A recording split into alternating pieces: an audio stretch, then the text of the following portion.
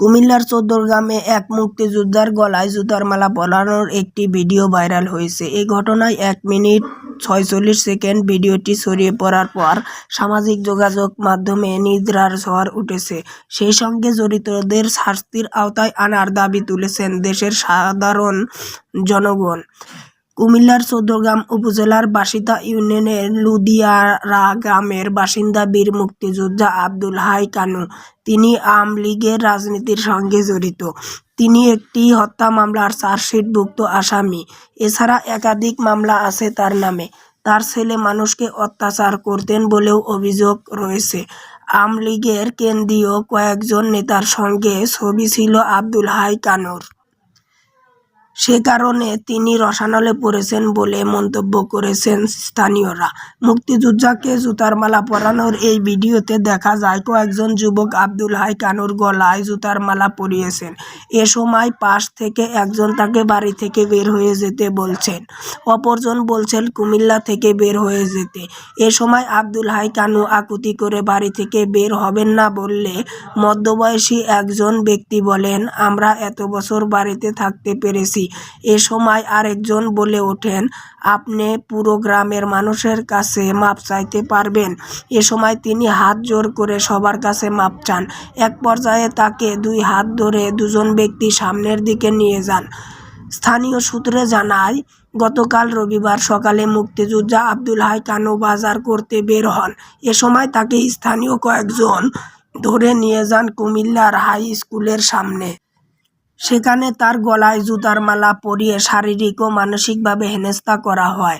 পরে রাতে ভিডিওটি ছড়িয়ে পড়লে সামাজিক যোগাযোগ মাধ্যমে নিদ্রার ঝড় ওঠে। এ ঘটনার পর পালিয়েছেন জড়িতরা। এদিকে জড়িতদের ধরতে পুলিশের কয়েকটি টিম তৎপর রয়েছে বলে জানা গেছে। বীর মুক্তিযোদ্ধা আব্দুল হাই কানু বলেন, 2016 সালে আমার ছেলে ইউনিয়ন যুবলীগের সাধারণ সম্পাদক বিপ্লব বাতিশা ইউনিয়নে চেয়ারম্যান পদে নির্বাচন করে। সেখানে সাবেক সংসদ সদস্য মুজিবুল হকের সায় ছিল না। তিনি নানাভাবে আমাদের পরিবারকে হয়রানি করেন। আমার বিরুদ্ধে 9টি মামলা করা হয়, কারাগারেও যেতে হয়। কারাগারে জামাতের নায়েবে আমির ডক্টর সৈয়দ আবদুল্লাহ মোহাম্মদ তাহেরের সঙ্গে কয়েকদিন ছিলাম। রবিবার মুজিবুল হকের নির্বাচনী এলাকায় আমার উপর জঘন্য আচরণ করা হয়েছে।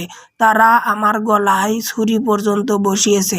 আওয়ামী লীগ সরকারের পতনের পর আমি গ্রামে বাড়িতে আসি।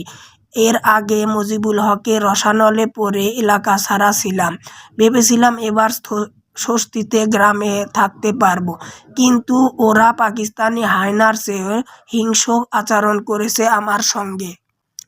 তারা কারা জানতে চাইলে তিনি বলেন, ওদের একজন দুর্ধর্ষ সন্ত্রাসী।